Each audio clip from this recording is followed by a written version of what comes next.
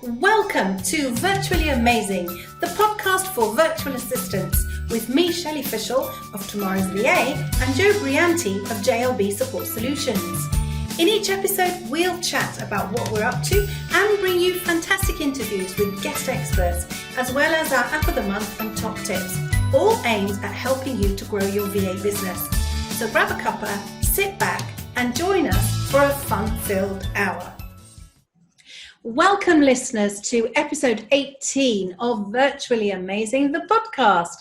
And this week, we are going to be talking to the one and only Jackie Groundsell.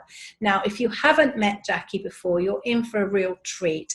She is the networking queen, and she runs the 1230 networking company, and she's just brilliant.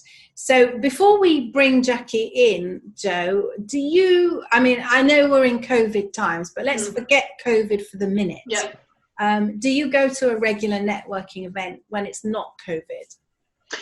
Yes, I do. I am a member of Athena. Over the years, I've tried an awful lot of networking. When I first started out, if you offered me a cup of tea, I would come and network.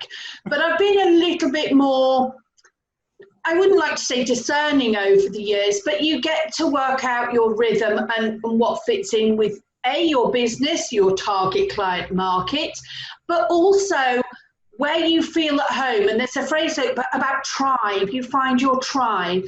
And I now have sort of 2 or 3 networks that I regularly attend. Athena is one.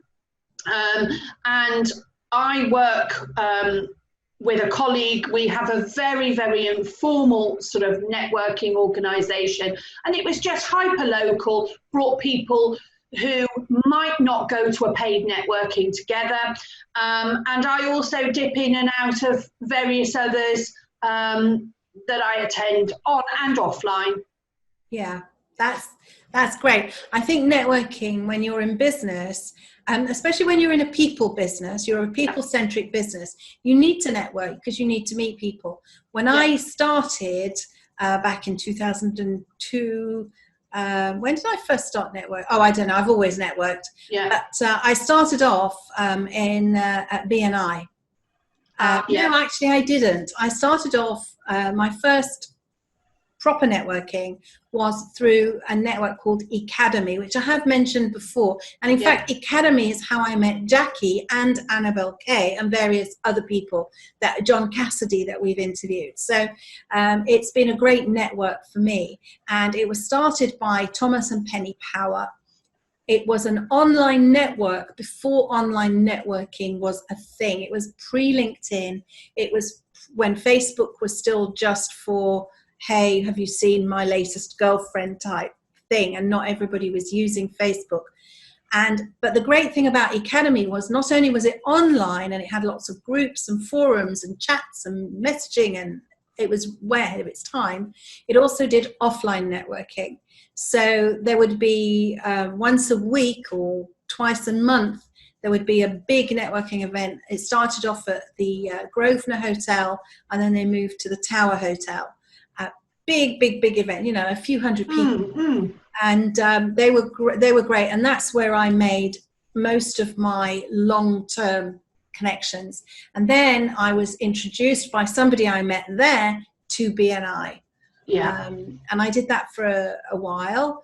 And I've also tried all the other ones, Athena, and I've been to 1230, which is Jackie's organisation. Yeah. I've done Women in Business. Yeah. I've been to all of them. But you said about finding your tribe and what fits your business. That's the key. Yeah. Because I found for me, when I had the face-to-face training company, and I was really training corporates and not your local hairdresser or your local manicurist, Athena and Women in Business were not the right place for me to be, because the people I needed weren't there. And so Academy and BNI were a bit more formal and gave me the introductions that I needed to where I needed to go. But yeah, networking is crucial. And now we all network online all the time. Yeah, yeah. There's lots of ways of getting networking as well if you don't want to go down the paid route. So, it's things like you only have to look on Eventbrite. Meetup is another one where you can find it. So there's some great options there outside of the very, very formal ones. Yeah, absolutely. Oh, I did Foren for a while. I tried that one. So yeah, so I've kind of done them all. But now here, I've not yet done any networking in person, mainly because as we got here, there wasn't an opportunity because we were so busy getting set up, and then we were in lockdown. So there isn't any networking going on. So it'd be interesting to see. There is one network. I've been to one networking meeting. I tell a lie here, and we'll see if I go back once things open up again. In that respect, that we'll see. So I think now is the time to bring on our interview with Jackie Groundsell. Welcome, listeners, to episode 18 of Virtually Amazing, the podcast. Can't quite believe we've got 18 episodes, and I'm delighted to have as our guest expert this week the wonderful Jackie Groundsell of 1230. And Jackie is the epitome of networking, and that's what we want to have a chat about today. I trying to remember, Jackie, when I first met you. I met you through Academy, which was a network. That was an online offline network. We had both an online forum and face-to-face meetings, and we met for coffee. We had lunch, actually. Was it lunch? Or did we have coffee first and then we went to lunch? I think we had coffee and lunch. Anyways, we were really nice. But whenever we get together, it's a very long chat. You've got to allow extra time because we both talk a lot. So it was quite fun. So Jackie runs a network. So Jackie, perhaps before we start asking you questions, you'd like to tell everybody what 1230 Network is and how it works in usual times and what you're doing in these strange times to help people too. Indeed. Thank you, Shelley. And thank you, Shelley and Joe. It's an absolute honour to be here today. Thank you. 1230, the Women's Company, is lunchtime networking for business women. Usually monthly over a delicious lunch. That's not to say that it's not structured. There is a structure, but it's in informal surroundings, so to create the ambience. So each group has its own regularity. So for example, the third Wednesday of every month. I also have a hookup in Spain. We have an annual conference in March, although not this year, having landed and cancelled. So that's what we do. We've been going officially since 2002.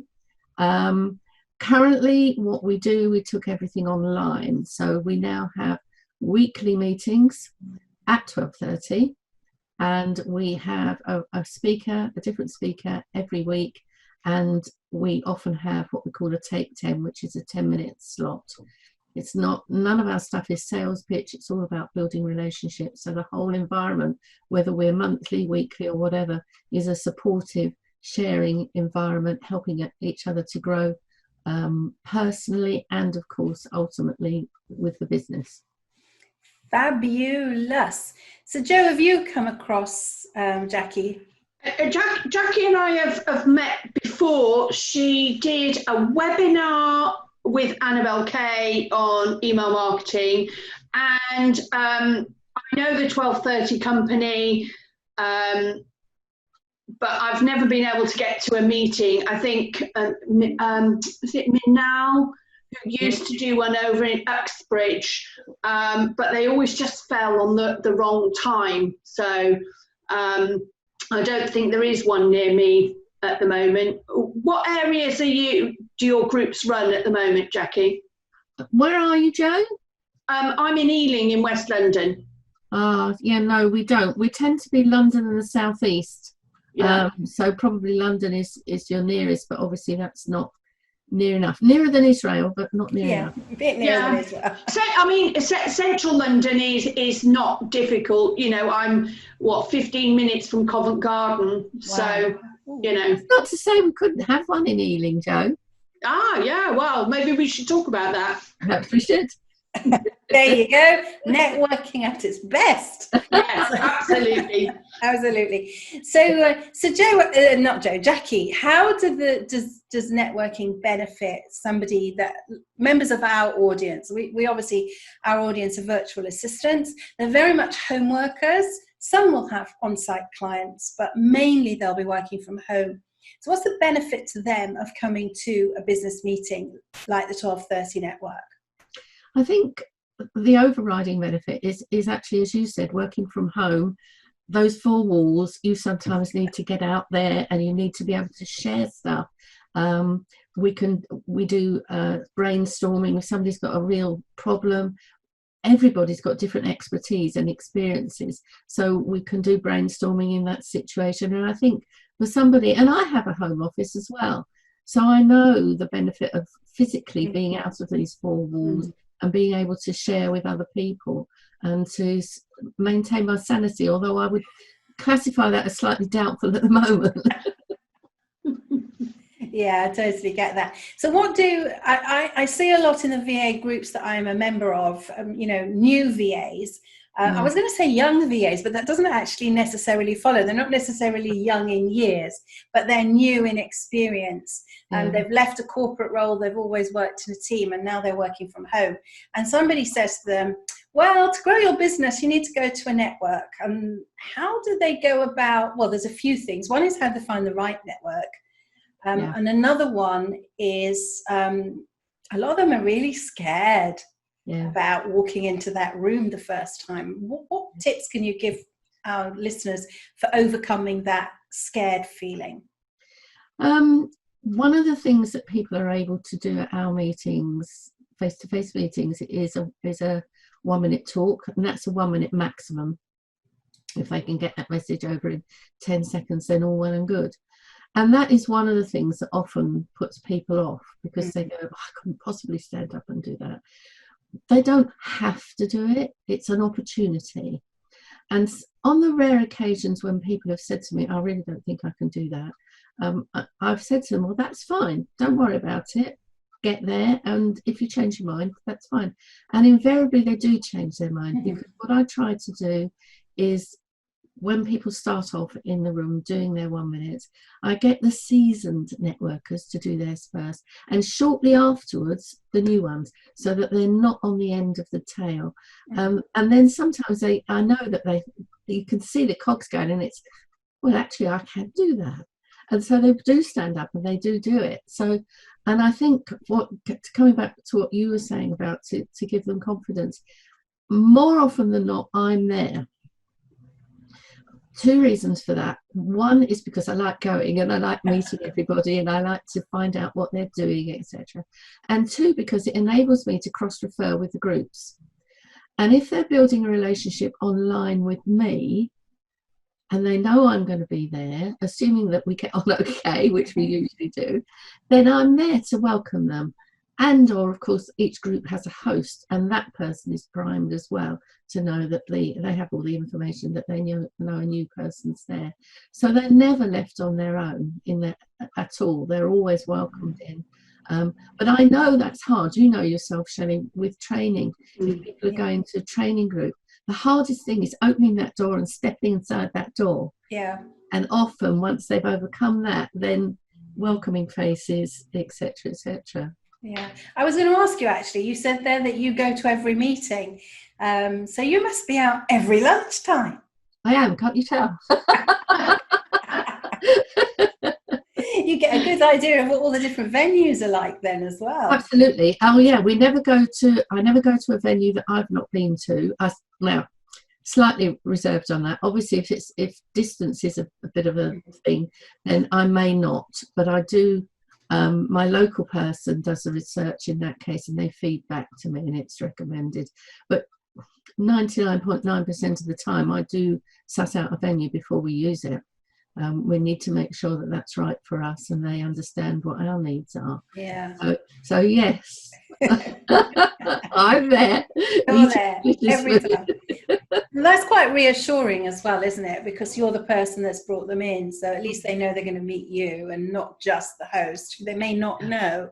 So that's quite good. Now, I attended one of your conferences a couple of years ago. It's about 3 or 4 years ago, 4 years, I know, whatever it was. So I attended one of your conferences, and one of the things that we did there was speed networking. Oh, yes. And you've got everybody standing up in a circle and doing all sorts of activities, and it was very fast paced and it was a lot of fun. So what's speed networking? Explain it, because to be honest, I haven't done it since. I can't remember exactly. I just remember it was fun. Thank you for that. That's good. Speed networking, as its name implies, is it's not something that I personally would recommend people go to on a regular basis. To me, again, it's coming back to that relationship building. But I think it's a good icebreaker. Yeah. As you say, at our conference, I've done it for other people. I remember going, and everybody gets a much shorter time, usually 30 seconds. And as you said, that there are circles. So there's 2 circles, an inner and an outer circle, the way I do it. I know other people do it different ways. And each person gets a chance of talking for 30 seconds. It's very noisy. It's totally bonkers. But it does get everybody, afterwards they all go, and that's the aim of it, is to sort of get, they can meet up. I did one in Southend a while ago, and a young woman came up to me, for somebody else, a young woman came up to me afterwards. She said, I am so glad I was here today and I did your session.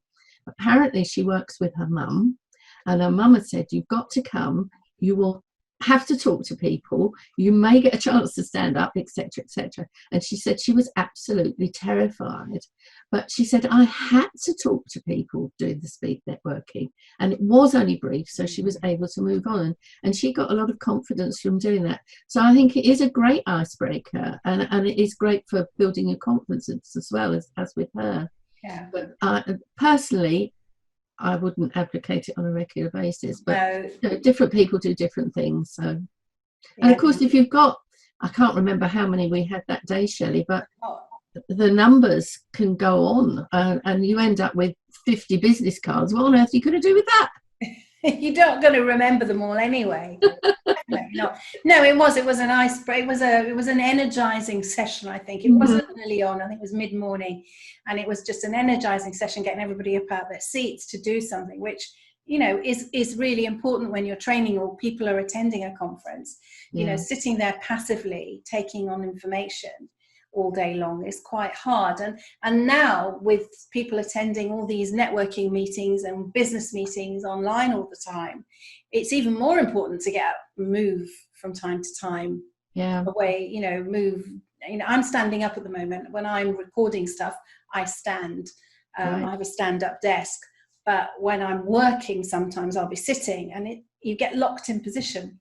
So yeah, absolutely. I think from a conference point of view, it was a brilliant thing. So what sort of things, Jackie, should I'm a VA, I'm coming to a networking meeting, whether it's online or offline, and I'm going to do my 60 seconds. Or 1 minute, 60 seconds is a different network. I can do my 1 minute. I've been at all of them. I've been to all of them. How would you structure that 1 minute? What are the sort of things that she should say, the VA, in that 60 seconds? Okay, well, just first of all, just to say to you, Shelley, on our website and in our emails, it's a link to what I consider to be a good outline. And everybody gets 3 of these things, and inside is the outline there. Right. And it's our 12:30 suggestion is that you start off with your name and your company name. It may be important that your audience knows how you operate. If you operate globally, fine, on the internet, or maybe you've got a restriction within 25 miles of the A20 or whatever. That may be important for them to know. It's not about what you do either. So coming back to you and I, Shelley, if we stood up and said, I'm an IT trainer, they'd all gloss over and go to sleep. Yeah. But if you said to them, give me half an hour and I can show you some really exciting shortcuts that will make your day so much easier, then they might be tuned in a bit better, and you can probably think of something else that's even better. So key things are why they should actually come to you. What is it you offer, not what you do. And then you end up with your name and your company name holding up your business card or flyer, because again, it reminds people, and of course your marketing as well. And people often say to me, oh, well, I've said it at the beginning, why should I say it at the end? Because if you're going around a room and people are taking notes, which of course you hope they do, they may miss your name. They're finishing up about the last person, but it reaffirms everything. So name, company name first, important bits in the middle about your offering and why they would come to you. Finish up with name and company name and your card or your flyer at the end. That would be our suggestions. Brilliant. Okay, Jo, are you up for a challenge? Oh, go on then.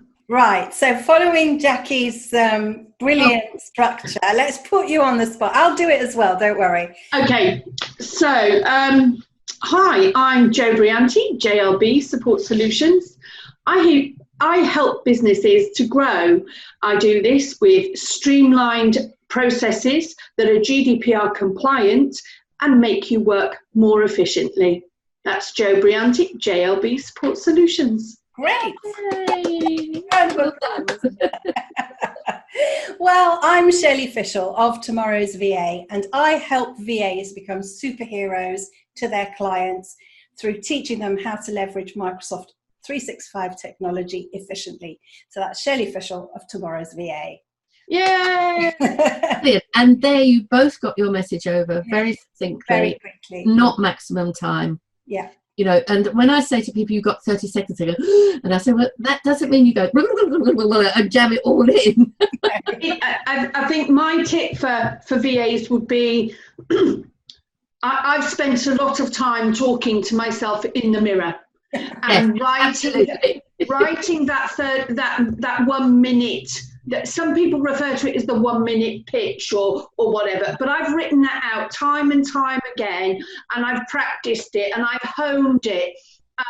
It's not something that comes naturally, that is learned, and it is natural in those first few networking meetings, whether it's on or offline, to just feel a little bit, yeah.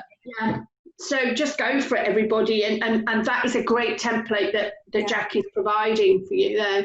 Yeah, it's that thing of not wanting to come across as too pushy, too salesy, too this, too that, and do they really want to hear from me, and who am I to be talking to these people, and all of those things.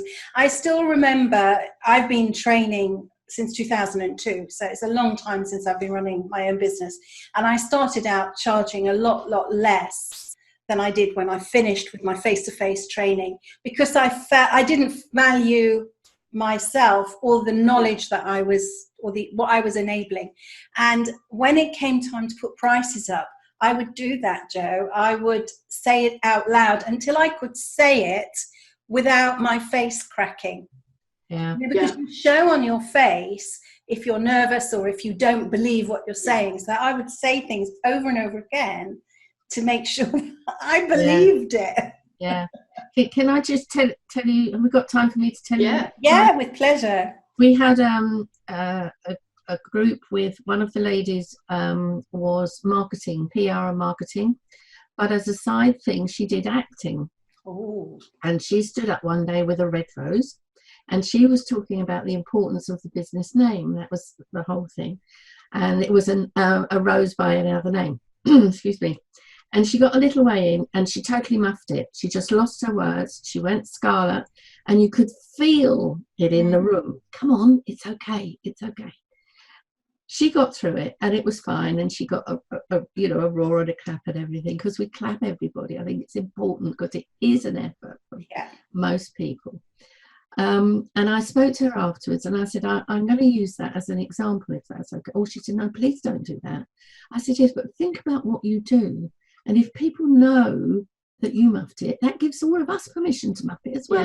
Yeah. And you got through it. And look what a great thing you did. And she said, oh, yeah.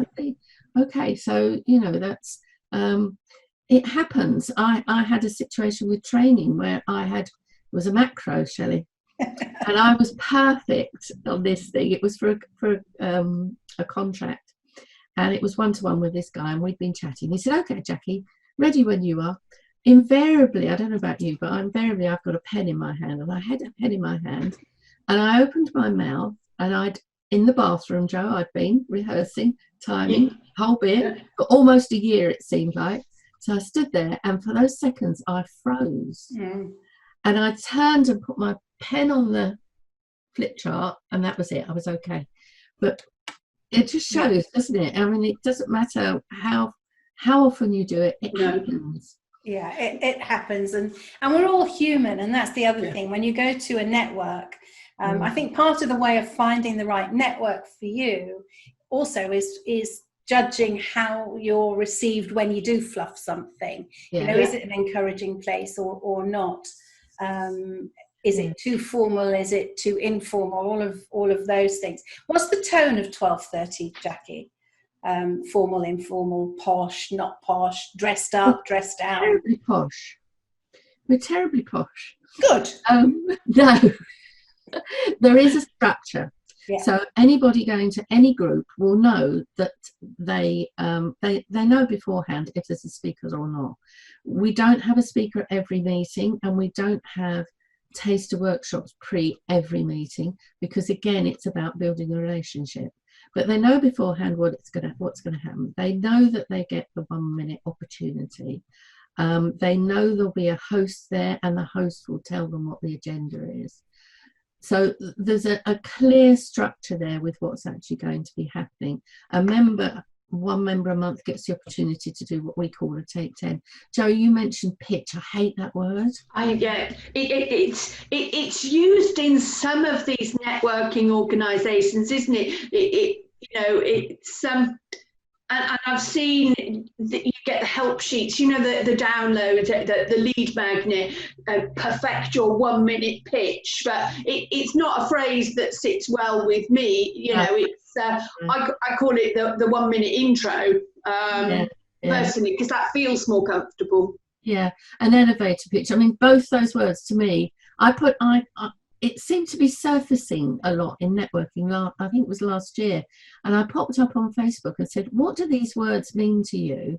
And back came my feeling, and I guess yours too, from what you're saying: sales. Yeah, selling and sales. And we don't do selling and sales. Yes, our Take 10 is an opportunity for a member to demonstrate expertise, or to tell how they got there, how was their, what was their business, and again, I hate this word, journey, but to do all those things, primarily to encourage people to ask questions, and so they're centre stage, they're naturally centre stage. So we are in restaurants, but in a separate room invariably, or in a restaurant that is busy in the evening rather than lunchtime. So there's an atmosphere, an ambience already in there, rather than a staid conference room, if you like, or meeting room in that sense, because there's a different sort of thing about it.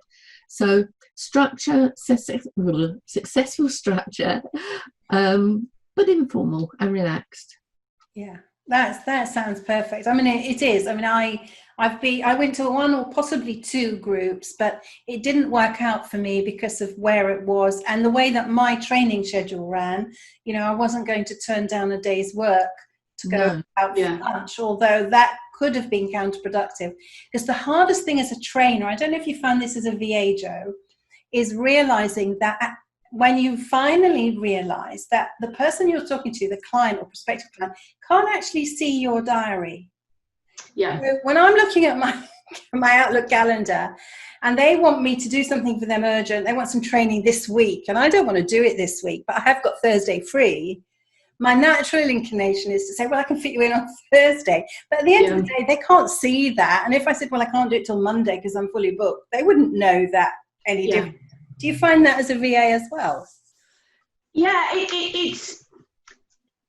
there's a balance that you have to learn. I think it's a business owner, and your networking is really important as part of your marketing. And even if you are virtually at full capacity in terms of your work, and you think, oh, well, I can let the marketing or the networking slack off because I'm really busy, you may find that some of those projects finish because they are projects with a finite time. And if you've let go of your networks and your connections, then you're more or less going back to the beginning and starting again and rebuilding those relationships. So in hindsight and experience, I would say you need to have balance. You need to have that one day a week, which is your networking day or your marketing day or your connections day, whatever you want to call it, and then balance that off with working in between. Yeah, very much. And I call that feast and famine, because you touched on it there. Yeah. Because if you let that slide off, you're not maintaining those contacts, and it's also a reminder that the people that you're talking to are not necessarily the people that you get the work from. It could be further down the field because they've recommended you. But when that drops off, you have to go back and start again. And the problem I find is, unfortunately, I don't see it too often. If that happens a few times, people start to build a picture of when you're not busy, and that's not a good image to give either. No. Yeah. No. That's a really important point. The consistency, even if times are feeling a little lean, and let's be honest, ladies, we've all had those lean times where, whether it's COVID, whether it's some other reason where work just dips a little bit. I wouldn't advocate the fake it till you make it, but that consistency kind of, keeps things going. And I think within your trusted network, there's nothing wrong with going there and saying, do you know what, things are a bit lean at the moment. I'm having these difficulties in my business, because that is what a good network is there to do, because they will support you. They will brainstorm with you and help you to find possibly that thing that you've missed or you've not seen or thought about, that will just lift you again and move you back onto that, oh yeah, I can do that now, I think so. And I think giving different ideas. I mean, one of I don't want to go into too much detail because she's unique in what she does, so it would highlight her situation, but she couldn't see how she could take her business online. But she is now, with a bit of brainstorming, as you've said, this can happen and that can happen. And I think also, coming back to what you were saying, Jo, about being open and sharing with people, if it's a toss-up between you going to an event, stroke networking or whatever it is, but you're struggling with the finances, talk to the people that you need to talk, that you pay the money to. I don't know about other organisations, but there's ways around it. And a good network and a good network leader, group leader, will work with you, on those kinds of things. It's my network is hugely important to me, and some of my network connections I don't see all the time, but I know that I can ring up any time and have a chat and that sort of thing. And it's also, I find, very useful to have that network, because if I have a job come in I can't do, or it's not in my skill set, I know a man who can. And that's another very important element of why networking is so important, isn't it? And apart from knowing that, I mean, that's brilliant, Jo, because with our setup, they know they can pick up the phone and talk to me at any time, but a member is able to book what I call a Power 45, which is a 45 right when they become a member, or whenever they want, really, a 45-minute slot with me. And they say, well, what's that about? And I say, well, if you need help with your knitting pattern, I can help you with that. So maybe, but it's really what is bothering them, what do they need help with. And as you've said, if it's not something that is within my skill set, there's always somebody that I know who can be. And I think the biggest thing that they find useful with me, as probably with yourselves as well, but for different reasons, is the connections that I can make for them. Yeah. So, which is hugely important, particularly when you're just starting out, or as you said earlier, Joe, you know, what's happening? I'm losing my contacts. Who can I talk to? Yeah. For different expertise. Yeah. A phrase that I heard from somebody else, another one of my connections, is you never know who I know. Absolutely. And I can give you a wonderful story on that. Sorry. Go on. We like stories. Yeah, absolutely. A lady, it was a while ago, a lady who had said, she stood talking to me and she said, well, I'm not going to be coming back. I asked her why, and it was her second visit. And she said, no, I'm not going to come back. I haven't met anybody that I can do business with. And she was something to do with catering. So I said to her, have you had a chance to talk to that lady over in the corner? And she said, no. Why? The lady in the corner had a printing business with her husband in the city. Their biggest client was Jamie Oliver. Oh, wow. Yeah. Enough said. So she wanted it to be, she said, ooh. You know, but it doesn't, she may not have had that conversation with her and found that out, but I knew that. And so, you know, it sort of went from there. So to be fair to her in that sense, but you're right, never dismiss anybody because you don't know who they know and you don't know who they know. And so it goes on. Yeah, and if you ever try and sit down and trace a client back to where it originally came from, it's quite an interesting exercise. It is. Yeah, we had that with one of our members, and she said she was saying how she'd got this client. She was an artist.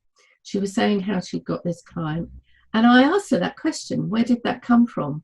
And she did that mental going back, and she said, "Oh, actually, that first connection was you." And she'd forgotten because, as you say, it's an interesting journey. Where these connections go. And I've seen the opposite. I've been at an event with the Learning and Performance Institute where we had somebody come in about networking. Amazing session, and he wanted people to ask for if anybody in the room knew anybody specific that he needed to get to. And somebody wanted to get to, I just remember the wow of it. I can't remember the exact detail, but somebody wanted to get to the second in command of a very big company or something like that. And there was somebody in the room that was one person removed. And there was somebody else that knew the person he wanted to talk to and could make the introduction after having a chat. I mean, obviously you're not going to introduce somebody that you don't know to somebody else. Because that puts your reputation on the line. But they got to know each other, and when he was happy to, he made that recommendation. And it was somebody on the other side of the world. It is, isn't it? And I think one of the useful things for me as well is that everybody I know in my immediate big circle is very happy for me to make direct connections. But if you've got that sort of situation where it's somebody you know of but not necessarily voiced a conversation, and of course we have to be GDPR compliant, then you have to make the steps to get there in the first place, don't you? Absolutely. Hugely powerful. Right, so I think we've had a fabulous chat. Joe, what have you learned today? That my 60-second pitch is not as bad as I thought it was, and it shouldn't be a pitch either. Well, I think there's been tons of valuable tips for our listeners there, especially to understand that if they're going to a good network, they'll be made welcome and the fear shouldn't be an issue, and that there are ways to get around that. And I think also, for me, everybody should be doing some form of networking. I know that my business wouldn't have got to where it was. The face-to-face training business that I sold last year would not have got to where it was without me going networking. I think, because I met all the people that referred good business to me through networking. So that was one of the areas, but my early clients all came through networking. So I think it's really important, something to do. And I'd highly recommend, if you're in London and the South East, to look up the 12:30 network, because it's a great one, and you know, you can have a very nice chat with Jackie, so definitely go for that. So I'm going to say thank you very much to Jackie for being our guest today, and I'll see you soon. Wonderful, and nice to meet you, Jo. Thank you both. All right. Such a fun interview with Jackie Groundsell, and learning all about 12:30. And at the moment, 12:30 is networking is all online, which is great fun. In fact, I've seen a lot of other networks have gone online. Have you seen those posts? I've seen them mainly on LinkedIn, and sometimes on Facebook. You see those screenshots of the Zoom meeting. Have you done any of those, Jo? Yeah, I've done all my regular Athena meetings online, which has been interesting and really, really enjoyable, and great to keep that connection, or else we really would have been isolated. It's been interesting to see how a lot of the networking companies have really pivoted and done amazingly well using Teams and Zoom and lots of other tools as well. It's been great fun. Yeah, I think that's the great thing, is now that we have got the technology that enables those things to carry on, even 5 or 6 years ago, it would have been much more difficult to scale up the way that everybody has scaled. And I think that's fantastic, because it's really important. I mean, here, we've been networking here on a social level through the lockdown. Our synagogue, we have a wonderful chair lady. Her name is also Shelley. It's not me, it's another Shelley. And she embraced Zoom right from the get-go, and started to have, we have a daily coffee morning at 10:30. You can just join, bring your own coffee, obviously, and everybody piles into a Zoom meeting. I've only managed to make it once, because I am a bit younger than most of the other members around here, so I'm still working. But many people around here are already properly retired, and that's, it's been great, especially when it was severe lockdown, at least to see a friendly face. One of the things that's been quite fun as part of the lockdown networking, I was at a meeting, and the leader said, right, we've been sat for 45 minutes. It's time for us to get up and stretch, and move around, because it's not great for you. And all of these people, men and women, who were with a suit and tie and looking smart, all got up, and all of a sudden there was this view of like leggings and pajama trousers and all of this stuff. And then there was this sudden realization that the cameras were showing, and all these people were like, oh, I'm so sorry. I love it. Yeah, quite fun. Oh, I love it. And I think that's brilliant. Have you seen I'm sure it's on YouTube somewhere, but during the beginning, in one of the groups I'm in, a group of trainers, one of the trainers was sharing all the funnies that come up. There was loads of funny videos at the beginning when it was just starting. And there's one of this gentleman who's made his Zoom suit. And it's a shirt and a waistcoat, but it's just like a dickie, like a front. And he puts it on, and he's wearing shorts. So it starts up with him lying on the couch with his laptop next to him, and all of a sudden there's a Zoom call, somebody's calling him. So he quickly puts his cup of coffee and his cigarette to the side, or whatever he had, and he puts on this thing, and he's quite presentable for this meeting, and it is just very funny. But I think, that's it. But we're all in the same boat. So I think everybody kind of understands that not everybody gets fully dressed up for Zoom meetings. And in a later episode, we're going to be talking about clothing for meetings. I'm in conversation later on with Gail Morgan, who is a stylist and a colour consultant, a style and colour consultant. And it's really interesting in that interview, some of the things that Gail talks about that you should think about when you're on an online meeting. But that's for another day. And so do you have any tips for networking, Jo?